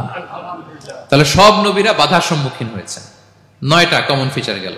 10 নম্বর, দ্য লাস্ট কমন ফিচার, পৃথিবীর সব নবীরা ইন্তেকাল করেছেন, আর কোন নবী আসবেন? আসবে? পৃথিবীর সব নবীরা মারা গিয়েছেন, কিন্তু আলামুল বারজাখে, বারজাখের জগতে নবীরা জীবিত। আই রিপিট, আমি আবারও বলি, প্রত্যেক নবী তার কবরে জীবিত। আলামুল বারজাখে। আমরা এই দুনিয়াতে আসার আগে যেই জগতে ছিলাম, ওই জগৎটার নাম হচ্ছে আলামুল আরওয়াহ, মানে রুহের জগৎ। সেখান থেকে আমরা এই জগতে এসেছি, এটার নাম আলামুদ দুনিয়া, দুনিয়ার জগৎ। আবার মৃত্যুর পরে যে নতুন এক্সটেশনে আমরা যাব, সেটার নাম হচ্ছে আলামে বারজাখ, বারজাখের জগৎ। নবীরা ওই বারজাখের জগতে জীবিত। বিষ্ণু ইসলাম সুনানে আবু দাউদের হাদিসে বলেন যে, ইন্নাল্লাহা হাররামা আলাল আরদি আন তাকুলা আজসাদাল আম্বিয়া, আল্লাহ তাআলা এই জমিনকে, নবীদের দেহকে কনজিউম করাকে হারাম করে দিয়েছেন। মানে জমিনের জন্য নবীদের লাশকে পচিয়ে ফেলা, খেয়ে ফেলা হারাম। যত নবী যেখানে ইন্তেকাল করেছেন, তাদের পবিত্র দেহ মোবারক এখনো আগের মতো একেবারে, যখন মৃত্যুবরণ করেছিলেন তখন লাশটা যেমন তাজা ছিল, এখনো প্রত্যেকে তার কবরে এরকম তাজা লাশ নিয়ে শুয়ে আছে। প্রত্যেক নবী কবরে জীবিত। বিষ্ণু ইসলাম ওনার কবরে জীবিত। তবে এটা বারজাকি জগতে। এই দুনিয়াতে উনি যেভাবে জীবিত ছিলেন ওইভাবে না, বারজাকি জগতে জীবিত। আমরা যখন প্যারা নবীর উপর সালাম পৌঁছাই, দুরুদ পড়ি, প্রত্যেক ফেরেশতা, একটা ফেরেশতা আছে এই দুরুদগুলোকে নিয়ে বিষ্ণুনবীর কাছে পৌঁছায়। আপনার বাবার নাম, আপনার নাম বলে ফেরেশতা বলে যে অমুকের ছেলে অমুক আপনাকে সালাম দিয়েছে। বিষ্ণুনবী কবর থেকে নিজে ওই সালামের উত্তর বলে, কারণ বিষ্ণু ইসলাম বারজাকের জগতে তিনি জীবিত। হায়াতুন নবী, বারজাকের জগতে তিনি জীবিত। আরেক হাদিসে বিষ্ণু ইসলাম বলেন, আল আম্বিয়া ও আহিয়াউন ফি কুবুরিহিম ইউসাল্লুন, নবীরা তাদের কবরে জীবিত, সেখানে তারা সালাত আদায় করে। নবীরা তাদের কবরে কি করে? সালাত আদায় করে। তাহলে এই 10টা হচ্ছে কমন ফিচার্স এবং প্রফিটস। সব নবীদের মধ্যে এই বিষয়গুলো পাওয়া যায়। সর্বশেষ পয়েন্ট হচ্ছে lessons from the life of the profits. এত নবী রাসূল যে আল্লাহ তাআলা আমাদের হেদায়েতের জন্য পাঠালেন, তাদের জীবনী থেকে আমাদের জন্য শিক্ষা কি, লেসন কি, এটা জানার দরকার আছে না নাই? বলেন, কি লেসন আমরা নিব? অনেক লেসন আছে। আমি সংক্ষিপ্ত পরিসরে 2-1টা বলি। আমি আমার মিজানুর রহমান আজহারি ভেরিফাইড ইউটিউব চ্যানেলে প্রফেট সিরিজ নামে একটা সিরিজ করেছি, 25 পর্বের। কোরআনে কয়জন নবীর নাম উল্লেখ হয়েছে? 25। আর আমার চ্যানেলে কয় পর্ব? তার মানে 25 জন নবীর ব্যাপারে আমি ওয়েল ডকুমেন্টেড ম্যানারে একাডেমিকলি আলোচনা করেছি। আপনারা শুনবেন, আপনাদের জন্যই করেছি, শুনবেন আপনারা। এবছর 21শে বইমেলায় আপনারা শুনেছেন আমার একটা বই প্রকাশিত হয়েছে। বইয়ের নাম হচ্ছে জেগে ওঠো আবার। এটা আমি নিজে লিখেছি। আরেকটা বই 6 খণ্ডের আমি সম্পাদনা করেছি, সেটা হচ্ছে ছোটদের নবী রাসূল। বইটার নাম কি? ছোটদের নবী রাসূল। সত্যায়ন প্রকাশন থেকে 6 পর্বের খুব চমৎকার গ্রাফিক্যাল ইউজার ইন্টারফেস দিয়ে আপনার সোনামণিরা, বাচ্চারা তারা জেনে যাবে যে তাদের আসল আইকন কারা, তাদের আসল সুপার হিরো কারা, তাদের অনুসরণীয় অনুকরণীয় ব্যক্তিত্ব হবে কারা। এই বইটা লিখতে, সম্পাদনা করতে আমাদের অনেক চ্যালেঞ্জ আমরা ফেস করেছি, কারণ এটা আপনাদের জন্য লিখি নাই, লিখছি কাদের জন্য? বাচ্চাদের জন্য। আমি বাচ্চাদেরকে গল্প শোনাচ্ছি এরকম একটা ভাব নিয়ে লিখেছি। আমি বারবার ভেবেছি যে আমার ছোট্ট মেয়েটাকে যদি আমি শোনাই, ওকে বুঝাইলে ও কিভাবে বললে বুঝবে। গল্পের মতো করে খুব রস দিয়ে, আনন্দ দিয়ে প্রতিটা বাক্য এভাবে সাজানো হয়েছে। 6 খণ্ডের ছোটদের নবী রাসূল সিরিজ। যদি সুযোগ হয় আপনারা সংগ্রহ করবেন। বড়দের নিয়েও আমরা নবী রাসূলদের উপর আমাদের সামনে কাজ আসবে, আমরা জানাবো। তো আজকের এই কায়েত ফাউন্ডেশন বাংলাদেশের এই প্রোগ্রামের সর্বশেষ যে পয়েন্টটা আপনাদের সামনে আমি উপস্থাপন করতে চাই, সেটা হচ্ছে lessons from the life of the prophets. নবী রাসূলদের জীবনী থেকে আমাদের জন্য কি শিক্ষা। 25 জন নবীকে কভার করা সম্ভব হবে না। আমি সেখান থেকে মাত্র 7 জন নবীর জীবনী থেকে 7টা শিক্ষা 7 মিনিটে বলে আমরা শেষ করে দেব ইনশাআল্লাহ বিইذنিল্লাহ। প্রথমে আমরা শুনবো সাইয়েদনা আদম আলাইহিস সালামের জীবনী থেকে শিক্ষা। পৃথিবীর প্রথম নবী কে ছিল বলেন তো? আদম আলাইহিস সালাম। আমরা যেমনি আমাদের শৈশব ছিল, কৈশোর ছিল, যৌবন, তারপর বার্ধক্যের দিকে যাচ্ছি, ওনার কি এরকম ছিল? আদম আলাইহিস সালামের শৈশব ছিল না? ছিল? কৈশোর ছিল? কনফিউশনে পড়ে গেছে। ছিল? ছিল না। মজার ব্যাপার হচ্ছে ওনার শৈশব কৈশোর ছিল না, ওনাকে আল্লাহ সৃষ্টি করতে যুবক করে সৃষ্টি করছেন। সুবহানাল্লাহ। তো আসতে কেন? সৃষ্টি করতেই যুবক, 60 হাত লম্বা। কয় হাত? 60 হাত লম্বা করে তৈরি করছেন আদম আলাইহিস সালামকে। আপনারাও যারা জান্নাতে যাবেন 60 হাত লম্বা হয়ে ঢুকবেন, 33 বছরের যুবক হয়ে ঢুকবেন। 80 বছর বয়সে মারা গেল, কত বছর বয়সে ঢুকবেন? গালে কোনো দাড়ি থাকবে না। এই দুনিয়ায় দাড়ি রেখে নেন, ওখানে দাড়ি ছাড়া উঠবেন একেবারে কোনো জুরদা মুর্দা। ও আবনাউ সালাসাম ওয়া সালাসিন, 33 বছরের তাগড়া ইয়াং সুপারস্টার হয়ে জান্নাতে ঢুকবো আমরা। তো আদম আলাইহিস সালামকে আল্লাহ প্রথম নবী করে পৃথিবীতে পাঠালেন। ওনাকে জান্নাতে সব খাইতে বললেন যে সব খাও, একটা গাছের কাছে যেও না। কিন্তু শয়তান সে তার মিশন নিয়ে আসে। সে আদম আলাইহিস সালামকে ভুলভাল বোঝালো, আদম আর হাওয়াকে, যে একটা কাজ করো, আল্লাহ তাআলা তোমাকে না করছে কেন জানো? আল্লাহ তো চায় না তুমি জান্নাতে থাকো, আল্লাহ চায় তোমাদেরকে দুনিয়াতে পাঠাই দিবে। তো তুমি যদি ওই গাছের ফল খেয়ে ফেলো, আল্লাহ আর দুনিয়াতে পাঠাইতে পারবে না। কিন্তু আল্লাহ চায় তোমাদেরকে কই পাঠাবে? কিন্তু যদি গাছের ফল খেয়ে ফেলো আর পাঠাইতে পারবে না। এজন্য আল্লাহ নিষেধ করছে গাছের ফল খায় না। চিন্তা করছেন? উল্টা, পুরো উল্টোটা বুঝাইছে। তো ভুল করে সাইয়েদনা আদম আলাইহিস সালাম হাওয়া আলাইহিস সালাম খেয়ে ফেলছেন এই ফল। খাওয়ার পরেই আল্লাহ তাআলা পাঠিয়ে দিলেন পৃথিবীতে, যাও জমিনে যাও, এই জান্নাতে আর থাকা যাচ্ছে না। কাঁদতে আরম্ভ করলেন আদম আর হাওয়া আলাইহিস সালাম। কাঁদতে কাঁদতে অনুতপ্ত হয়ে আল্লাহর কাছে দোয়া করলেন। তো পুরো আদম আলাইহিস সালামের জিন্দেগির সবচেয়ে বড় শিক্ষা হচ্ছে রিপেন্টেন্স, অনুতপ্ত হওয়া। কি হওয়া? অনুতপ্ত হওয়া। আমরা ভুল করব, কুল্লুকুম খাত্তাউন, আমরা সবাই পাপী। সবাই কি? পাপী। কে পাপ করি না? আমরা সবাই পাপী। কিন্তু মনে রাখবেন, আমাদের পাপ যত বড় হোক, আল্লাহর রহমতের দরিয়া তার চাইতেও বড়, অনেক বড়। তিনি দয়াময়, তিনি মেহেরবান, তার দয়ার শেষ নাই, তার মায়ার শেষ নাই। তার রহমতের দরিয়া যে কত বড় আপনি কল্পনাও করতে পারবেন না। শয়তান আর আমাদের মধ্যে পার্থক্য হচ্ছে, শয়তান পাপ করে পাপে অটল থাকে, কিন্তু বিশ্বাসীরা পাপ করার সাথে সাথেই ক্ষমা চায় কার কাছে? এটা হচ্ছে আদম আলাইহিস সালামের জীবনী থেকে আমাদের জন্য সবচেয়ে বড় লেসন। সাইয়েদনা আদম আলাইহিস সালাম উনি ভুল করে যখন বুঝতে পারলেন, অনুতপ্ত হলেন, চোখের পানি ছাড়লেন। 2 ফোঁটা পানি আল্লাহর কাছে সবচাইতে প্রিয়। এক হচ্ছে জেহাদের ময়দানে মুজাহিদের গা বেয়ে ঝরে পড়া রক্তের ফোঁটা, 2 হচ্ছে অনুতপ্ত বান্দার চোখের পানির ফোঁটা। অনুতপ্ত বান্দা নিজের ভুল স্বীকার করে মাথাটা নিচু করে চোখের পানি ছেড়ে দিয়ে যখন আল্লাহর কাছে কাঁদে, তার চোখের পানি চোখ বেয়ে নাকের ডগা বেয়ে জমিনে ড্রপ করার আগেই আল্লাহ তার সব গুনাহ মাফ করে দেয়। সাইয়েদনা আদম আলাইহিস সালাম কাঁদতে আরম্ভ করলেন। কাঁদতে কাঁদতে অনুতপ্ত হয়ে দোয়া করলেন, রব্বানা যালামনা আনফুসানা ওয়া ইল্লাম তাগফির লানা ওয়া তারহামনা লানাকুনান্না মিনাল খাসিরিন। রব্বানা, হে আমাদের রব, যালামনা আনফুসানা, আমরা আমাদের নফসের উপর জুলুম করেছি, ভুল করেছি, অন্যায় করেছি, অপরাধ করেছি। ওয়া ইল্লাম তাগফির লানা, আল্লাহ তুমি যদি ক্ষমা না করো, তুমি যদি মাফ না করো, লানাকুনান্না মিনাল খাসিরিন, আল্লাহ আমরা ধ্বংস হয়ে যাব, আমরা ক্ষতিগ্রস্ত হয়ে যাব, আমরা লুজার হয়ে যাব। এই বাক্যগুলো বলে বলে যখন আল্লাহ তাআলার কাছে দোয়া করলেন, আল্লাহর রহম হলো। আল্লাহ দয়া করে সাইয়েদনা আদম আর হাওয়া আলাইহিস সালামকে ক্ষমা করে দিলেন। ক্ষমা করে আবার জান্নাতের এন্ট্রির ঘোষণা দিলেন যে আবার দুনিয়ার জীবন শেষ করে আসো, যেখান থেকে আসছিলে আবার ওখানে ঢুকতে পারবে। তাহলে আদম আলাইহিস সালামের জীবন থেকে আমরা যে লেসনটা পাই সেটা কি ভাই? বলেন বলেন। অনুতপ্ত হওয়া, রিপেন্টেন্স। আমরাও যদি জীবনে ভুল করি কি করবেন? ভুলের উপর অটল থাকবেন? অনড় থাকবেন? একগুঁয়ে ধরে বসে থাকবেন? সীমা লঙ্ঘন করবেন? আমরা ক্ষমা চাইব। কার কাছে ক্ষমা চাইব?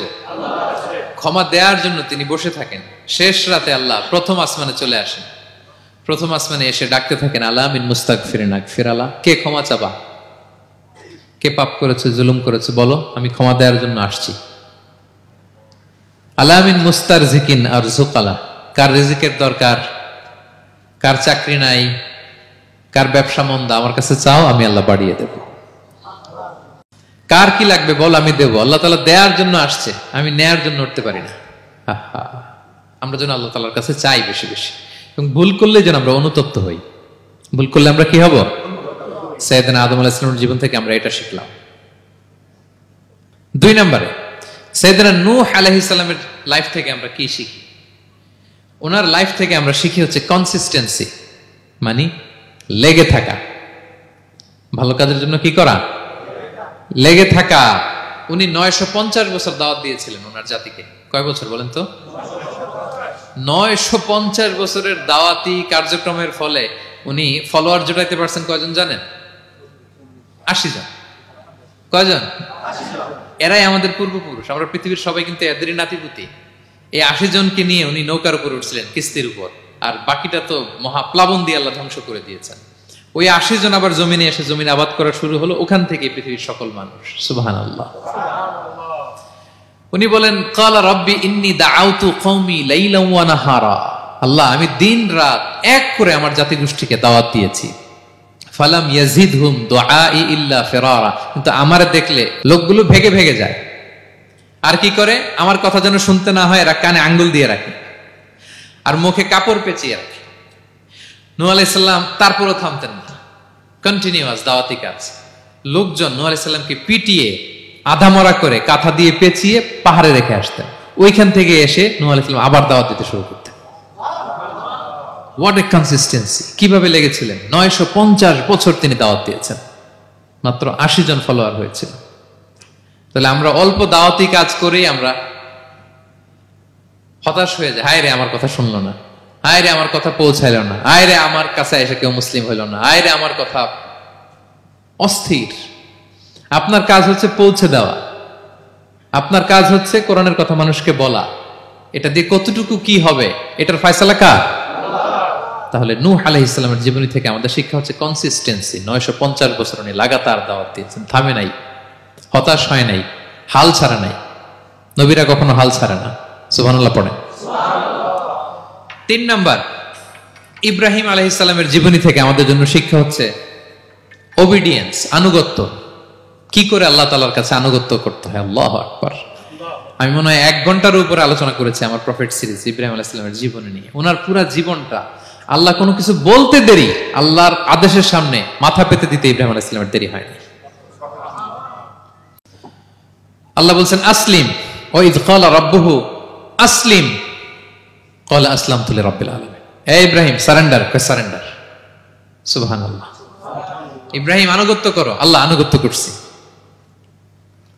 ওনার সন্তান হয় না 86 বছর বয়সে একটা সন্তান দিলেন আল্লাহ তাআলা। আমাদের এখানে কার বয়স কত? সর্বোচ্চ বয়স কত আছি আমরা? এদিকে 60 বছরের উপর তো কেউ নাই, ঠিক কিনা? 86 বছর বয়সে আল্লাহ সন্তান দিয়েছেন, ইসমাঈল আলাইহিস সালাম। কত বছর বয়সে? সন্তানটা আদরের নাকি? হ্যাঁ, আদরের না? শেষ কালে একটা সন্তান পেলেন 86 বছর বয়সে।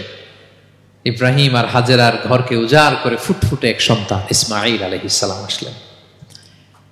ভালোবাসা, আদর যেন ঠিকরে পড়ে, এত গদগদ ভালোবাসা। এবার বললেন যাও হাজেরা আর দুধের সন্তান ইসমাইলকে মরুভূমিতে ফেলে দিয়ে আস। বলতে দেরি, রেখে আসতে দেরি নেই। এটাই হচ্ছে ইব্রাহিম আলাইহিস সালামের আনুগত্য। দুধুমরু প্রান্তরে হাজেরা আর ইসমাইল আলাইহিস সালামকে রেখে আসলেন, চলে আসলেন। বুকটা ফেটে চৌচির, 86 বছর বয়সে একটা দুধ সন্তান পেলাম, দুধের বাচ্চা আমার স্ত্রী সহ মরুভূমিতে রেখে আসলাম। রেখে আবার থাকাও যাবে না, যাও তুমি ফিলিস্তিনে, এরা থাকবে মক্কায় মরুভূমির মাঝখানে। পরে আল্লাহ জুরহুম কওমের মাধ্যমে এদেরকে পানি, জামজাম অনেক কিছু দিলেন। লম্বা ঘটনার দিকে যাচ্ছে। এরপর হৃদয় যখন ফেটে চৌচির হয়ে যায়, তখন আল্লাহ তাআলা বলেন ঠিক আছে যাও, যা একটু ছেলেরা দেখে আসো। এবার যে দেখে ছেলেরা আরো মায়া লাগে, কারণ একটু বড় হয়েছে তো, এবার দৌড়াইতে পারে, হাঁটতে পারে। সুবহানাল্লাহ পড়েন। এবার যখন দৌড়াইতে পারে, হাঁটতে পারে, আব্বু আব্বু বলে ডাকতে পারে, মায়াটা যখন একটু গাঢ় হয়েছে, আল্লাহ বলে এবার ছেলেরা জবাই কর। দেখছেন কি পরীক্ষা? 86 বছর বয়সে সন্তান পেল, রেখে আসলো মরুভূমিতে, একটু বড় হইল, দেখা করতে গেল, এবার বলে জবাই করো। জবাই করো বলতে দেরি, ছুরি চালাতে দেরি হয়নি। কুরবানির ইতিহাস লম্বা, ইতিহাস দিকে যাব। এরপরে আল্লাহ কবুল করলেন। এরপরে বললেন বাপ বেটা মিলে মরুভূমির মধ্যে ঘেমে ঘেমে একটা ঘর বানাও। এরপরে ঘোষণা দাও মানুষকে, যেটা আমার ঘর। বাপ বেটা মিলে কষ্ট করে একটা ঘর বানালেন। এবার বললেন আজান দাও, ঘোষণা দাও, সবাই যেন এখানে আসে। আল্লাহ কারে ঘোষণা দিব? কেউ তো নাই। বলতেছে তুমি ঘোষণা দাও, এই ঘোষণার শব্দ পৃথিবীর সব মানুষের কর্ণকুহরে আমি আল্লাহ নিজ দায়িত্বে পৌঁছে দেব। আমরা যারা রুহের জগতেও তখনও ছিলাম, যারা লাব্বাইক বলতে পেরেছি, তাদের ঠিকই নসিবে ওই কাবা ঘর জিয়ারতের নসিব হয়ে যাবে। উনি ঘোষণা দিলেন, দেখেন কেউ নাই, ধুধুমরু প্রান্তর। আজকের মক্কাকে কল্পনা করেন তো কি অবস্থা। এই রমজানের লাস্ট 10 days অফ রমাদান আপনি জায়গা পাবেন? হজের চেয়েও বেশি মানুষ। কিভাবে আল্লাহ কবুল করেছেন, কিভাবে আনুগত্য, সাবমিসিভনেস, নিজেকে আল্লাহর কাছে পুরো সুপর্দ করা, এর নমুনা সাইয়েদনা ইব্রাহিম আলাইহিস সালাম পেশ করেছেন। তাহলে সংক্ষিপ্ত কথা হচ্ছে, আল্লাহ নবী ইব্রাহিম আলাইহিস সালামের জীবনী থেকে আমাদের জন্য শিক্ষা হচ্ছে অবিডিয়েন্স, আনুগত্য। কিভাবে আল্লাহর আদেশের সামনে মাথা পেতে দিতে হয়। পারা যাবে তো? হ্যাঁ, ওই ইব্রাহিম আলাইহিস সালামের রক্ত আমাদের দেহে বহমান। আমরাও নবী ইব্রাহিমের উত্তরসূরি। নবী ইব্রাহিমের আলাইহিস সালামের মতো আমরাও ইসলামের জন্য জীবন বিলিয়ে দেওয়ার দরকার আছে না নাই? বলেন বলেন। শক্ত পদে আমাদেরকেও এরকম স্যাক্রিফাইসের মেন্টালিটি অর্জন করতে হবে। অবিডিয়েন্স, আনুগত্যের শিক্ষা আমরা নবী ইব্রাহিম আলাইহিস সালামের কাছ থেকে পাই। 4 নম্বর, ইয়াকুব আলাইহিস সালাম, ওনার জীবনী থেকে শিক্ষা হচ্ছে পেশেন্স, ধৈর্য। আমাদের অনেকের ধৈর্য নাই, আমরা অস্থির, অল্পতে ধৈর্য হারাই ফেলি। ধৈর্য এমন একটা গাছ, এই গাছের সারা গায়ে অনেক কাঁটা, কিন্তু এই গাছের ফল বড্ড মিষ্টি। ধৈর্য এমন একটা গাছ, গাছের সারা গায়ে কি, কিন্তু ফলটা। ইয়াকুব আলাইহিস সালামের কলিজার টুকরা ইউসুফ আলাইহিস সালামকে ভাইয়েরা মেরে আহত করে কুয়ায় ফেলে দিছে। কুয়া থেকে নিয়ে মিশরে বিক্রি করে দিছে। এখন এতিম হয়ে আরেক জায়গায় থাকে। বাবার কলিজা ফেটে যায়, ছিঁড়ে যায়, কিন্তু কাউরে বিচার দেয় না, কাউরে কিছু বলে না। উনি বলে ইন্নামা আশকু বাসি ওয়া হুজনি ইলাল্লাহ, আমার দুঃখ কষ্ট মনের জ্বালার যন্ত্রণা আমি একজনের বলি, তিনি কে? আল্লাহ। ধৈর্য ধারণ করলেন। প্রাপ্তবয়স্ক অবস্থায় ওনার ছেলে বানিয়ামিন, তাকেও হারালেন। আবার বলে আমি কাউরে বিচার দিই না, একজনের বলে, তিনি কে? আল্লাহ। এই 2 ছেলের শোকে কাঁদতে কাঁদতে অন্ধ হয়ে গেলেন। আল্লাহু আকবার। সাইয়েদনা ইয়াকুব আলাইহিস সালাম একবার ধৈর্য হারা হন নাই। তাহলে আল্লাহ নবী ইয়াকুব আলাইহিস সালামের জীবনী থেকে আমাদের জন্য শিক্ষা হচ্ছে পেশেন্স। বিপদে আমরা কি ধরবো? ধৈর্য ধারণ করব। 5 নম্বরে ইউসুফ আলাইহিস সালামের জীবনী থেকে আমাদের শিক্ষা হচ্ছে he is the archetype of good character, উন্নত চরিত্রের মডেল। আমার যুবক ভাইয়েরা, কায়েদ ফাউন্ডেশন বাংলাদেশের আজকের ইফতার প্রোগ্রামে যুবক যারা এসছো, তোমাদের জন্য শিক্ষা আর্কিটাইপ অফ গুড ক্যারেক্টার। চরিত্র কিভাবে হেফাজত করতে হয়, এর মডেল, প্রেরণার বাতিঘর। তাগড়া যুবক, পৃথিবীর সবচাইতে সুন্দর পুরুষ ইউসুফ আলাইহিস সালাম। তাকে দেখে ওই সময়ের আরেক বিশ্ব সুন্দরী জুলাইখা প্রেমে মাতোয়ারা, গোপন কক্ষে নিয়ে প্রেম নিবেদন করেছে। বলেছে ইউসুফ কাক পক্ষে টের পাবে না। আল্লাহ নবী ইউসুফ আলাইহিস সালাম এটাকে প্রত্যাখ্যান করলেন। জোরাজুরি করলো, প্রত্যাখ্যান করলেন। মারধর করা হলো, প্রত্যাখ্যান করলেন। সবশেষে আলটিমেটাম দিল, যদি আমার কথা মতো না চলো জেলখানায় ভরবো। উনি বললেন ক্বালা রাব্বি সিজনু আহাব্বু ইলাইয়া মিম্মা ইয়াদউনানি ইলাই। আল্লাহ, এই পাপের কাজের চেয়ে জেলখানায় আমার জন্য ভালো। বিনা অপরাধে, বিনা দোষে 1 যুগ মিথ্যা অপবাদে কারাবন্দী ছিলেন সাইয়েদনা ইউসুফ আলাইহিস সালাম। তারপরেও চরিত্রের ব্যাপারে 1 বিন্দু কম্প্রোমাইজ করেন। যুবক ভাইরা, চরিত্র বড় দামি সম্পদ। সম্পদ গেলে সম্পদ আসে, স্বাস্থ্য গেলে স্বাস্থ্য আসে, একবার চরিত্র নষ্ট হলে ওই চরিত্র আর ফিরে পাওয়া যায় না। সাইয়েদনা ইউসুফ আলাইহিস সালামের জীবনী থেকে আমাদের শিক্ষা হচ্ছে চরিত্রকে কিভাবে প্রিজার্ভ করতে হয়। এটা 6 নম্বরে সাইয়েদনা ঈসা আলাইহিস সালামের জীবনী থেকে আমাদের জন্য শিক্ষা হচ্ছে স্লেভারি, দাসত্ব। কারণ আমরা সবাই গোলাম একজনের, বলেন তো কার গোলাম? আল্লাহর গোলাম। কিন্তু ওনার সব উম্মতেরা মানে খ্রিস্টানরা তাকে বলে সান অফ গড, উনি নাকি আল্লাহর সন্তান। নাউজুবিল্লাহ পড়েন। ওনার মা ম্যারি মানে মারিয়াম আলাইহিস সালাম নাকি আল্লাহর স্ত্রী, নাউযুবিল্লাহ। কিন্তু উনি জন্মের পরেই দুধের শিশু মায়ের কোলে বসে একটা ছোট্ট ভাষণ দিয়েছিলেন, বলেছিলেন ইন্নী আব্দুল্লাহ আতানিয়াল কিতাবা ওয়া জাআলানি নাবিয়্যা। আল্লাহ আমাকে আল্লাহর গোলাম বানিয়ে পাঠিয়েছেন। দেখেন কি নবী, প্রথমে এসে বলেন আমি কিন্তু রাসূল। একে তো দুধের শিশু, মুখের প্রথম কথা কি? ইন্নী আব্দুল্লাহ, আমি আল্লাহর গোলাম। যাতে করে পুরো খ্রিস্ট সমাজের বিরুদ্ধে দলিল হয়ে থাকে যে তোমাদের নবী পৃথিবীতে এসে তার মুখ নিঃসৃত প্রথম শব্দটাই ছিল আমি আল্লাহর দাস, আমি আল্লাহর গোলাম। এবং উনাকে ওনার মাকে আল্লাহ স্পেশাল ইন্টারোগেট করবেন কিয়ামতের দিন। ঈসা, মারিয়াম, তোমরা কি বলে আসছিলা যে তুমি আমার বউ আর তুমি আমার সন্তান? ওনারা কাচুমাচু করে থার করে কাঁপবে আল্লাহর সামনে, কারণ এটা শিরকের প্রশ্ন। তারা বলবে আল্লাহ আমরা যদি বলতাম আপনি তো জানতেন, আপনি যা শিখিয়েছেন আমরা তাই বলেছি। আল্লাহ জানেন যে উল্টাপাল্টা কিছু বলে নাই, তারপরেও কোটি কোটি মানুষের সামনে এত বিশাল জনগোষ্ঠী কেন এই নবীকে আল্লাহর সন্তান বললো? আল্লাহ তাআলা ঈসা আলাইহিস সালামকেও ছাড়বেন না, জিজ্ঞেস করবেন। তিনি বলবেন আল্লাহ আমি যে তোমার গোলাম এটার দাওয়াত দিয়েছি, আর আজীবন গোলামের মতোই ছিলাম। ঈসা আলাইহিস সালাম কৃষকের সাথে, মজুরের সাথে, কুলির সাথে, ধোপাতের সাথে বন্ধুত্ব করেছিলেন। সমাজের নিচু শ্রেণীর লোকেরা ছিল তার ফলোয়ার। আল্লাহু আকবার। তাহলে সাইয়েদনা ঈসা আলাইহিস সালামের জীবনী থেকে আমরা শিখলাম আমরা সবাই আল্লাহর গোলাম, আল্লাহর দাস। সর্বশেষ নবী, বিশ্ব নবী, পেয়ারা নবী মুহাম্মদুর রাসূলুল্লাহ সাল্লাল্লাহু আলাইহি সাল্লামের জীবনী থেকে কি শিক্ষা? এই শিক্ষা তো বলতে গেলে ঘন্টার পর ঘন্টা লাগবে। একটা শিক্ষা শুধু বলি, সেটা হচ্ছে মার্সি। ওমা আরসালনাকা ইল্লা রাহমাতাল লিল আলামিন। I have sent you as a mercy for the entire universe. নবী হে, আমি আপনাকে গোটা বিশ্বের সবার জন্য রহমত করে প্রেরণ করেছি।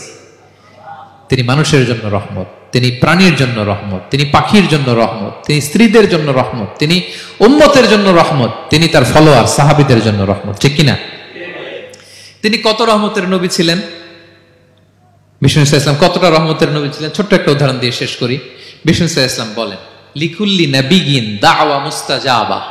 আল্লাহ প্রত্যেকটা নবীকে একটা করে দোয়ায়ে মুস্তাজাবা দিয়েছেন। মানে এমন দোয়া, এই দোয়া করতে দেরি কিন্তু দোয়া কবুল হতে দেরি হয়। সব নবীকে আল্লাহ বলছেন এই নবীরা তোমাদের প্রত্যেককে একটা করে দোয়া করার সুযোগ দিলাম এই দুনিয়াতে, এবং দোয়াটা করার সাথে সাথেই কবুল করে ফেলবে। বিষ্ণু নবী বলেন লিকুল্লি নাবিয়িন দাওয়া মুস্তাজাবা। সব নবীরা একটা করে দোয়ায়ে মুস্তাজাব পেয়েছেন, দাআউ বিহা। আর নবীরা ওই দোয়াটা দুনিয়াতেই করে ফেলছে। সব নবীর ওই স্পেশাল দোয়া যেটা করলেই কবুল, ওটা সব নবীরা কি করছে? দুনিয়াতেই করে ফেলেছে। কিন্তু বিষ্ণু নবী বলেন ওয়া ইন্নী আখতাবিউ দাওয়াতি শাফাআতান লি উম্মতি ইয়াউমাল কিয়ামা। আমি আমার সেই দোয়াটা এই দুনিয়ার বুকে অন্যান্য নবীদের মতো করি নাই। আমি আমার দোয়াটা আমার গুনাহগার উম্মতের জন্য কিয়ামতের কঠিন দিনে তারা যখন মুসিবতে পড়ে যাবে, ওই মুসিবত থেকে বাঁচার জন্য ওই দোয়াটা আমি আমার উম্মতের জন্য রেখে দিয়েছি। ওয়া ইন্নী আখতাবিউ দাওয়াতি শাফাআতান লি উম্মতি ইয়াউমাল কিয়ামা। সব নবীরা এই দোয়াটা করেছে, দুনিয়াতেই কবুল হয়ে গিয়েছে। কিন্তু বিষ্ণু নবী বললেন আমি চাইলে এই দোয়াটা করতে পারতাম। তায়েফের ময়দানে বিষ্ণু নবী ওই দোয়া করলে বিষ্ণু নবীর গা দিয়ে রক্ত ঝরে না। কুরাইশদের সাথে বিষ্ণু নবীর 3 বছর জেল খাটা লাগে না। মদিনাতে বিষ্ণু নবী অনেক না খেয়েছিলেন, পেটে পাথর বেঁধেছিলেন, দোয়া করলে জান্নাত থেকে খাবারের বস্তা চলে আসতো, মুহূর্তেই কবুল। জীবনের কোন কঠিন পরিস্থিতিতে বিষ্ণু নবী এই দোয়াটা করে নাই। বিষ্ণু নবী বলেন আমি আমার এই দোয়াটা স্পেশালি আমার গুনাহগার উম্মতের জন্য রেখে দিয়েছি।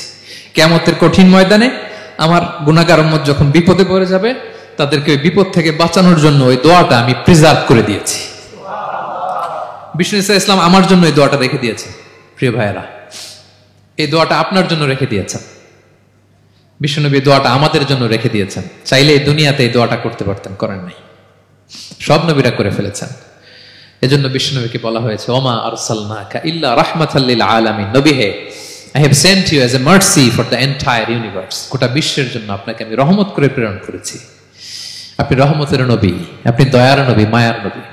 বিষ্ণুনবীর জীবনী থেকে শিক্ষা হচ্ছে আমরাও যেন আমাদের অধীনস্থ যারা আছে তাদের প্রতি যেন রহমদিল হই, আমরা আমাদের প্রতিবেশীদের প্রতি যেন রহমদিল হই, আমরা আমাদের ফ্যামিলির সদস্যদের প্রতি যেন রহমদিল হই। এই মার্সি, এই দয়া মায়ার ছোঁয়া যেন বিষ্ণুনবীর উম্মত হিসেবে আমাদের হৃদয়েও থাকে। সবাই পড়ি আমিন। তাহলে সম্মানিত সুধী, নবীদের এই লাইফ লেসন থেকে আমরা যেগুলো শিখলাম এগুলো আমাদের জীবনে বাস্তবায়নের দরকার আছে না নাই? বলেন বলেন। বেশি বেশি নবীদের জীবন চর্চা করবেন তো? প্রফেট সিরিজের যে লেকচারগুলো আপনাদের জন্য রেখেছি আপনারা শুনবেন তো? সবাই ছেলে মেয়েদেরকে নবীদের জীবনী শেখাবেন তো? তারাই হচ্ছে আমাদের রিয়াল হিরো, তারাই হচ্ছে সুপার হিরো, দে আর আওয়ার আইকন। এবং আমাদের হেদায়েতের জন্য তাদেরকে আল্লাহ তাআলা আমাদের কাছে পাঠিয়েছেন নবী হিসেবে, রাসূল হিসেবে। নবীরা যেই পথে চলেছেন, যে দিক নির্দেশনা আমাদেরকে দিয়েছেন, আমরা যেন আমাদের জীবনকে ওই পথে ওই মতে পরিচালিত করতে পারি। আল্লাহ তাআলা আমাদের সবাইকে কথাগুলো বোঝার ও আমল করার তৌফিক দান করুন। হাযা মা ইনদি ওয়াল ইলমু ইনদাল্লাহ আলাইহি তাওয়াক্কালতু ওয়া ইলাইহি উনীব।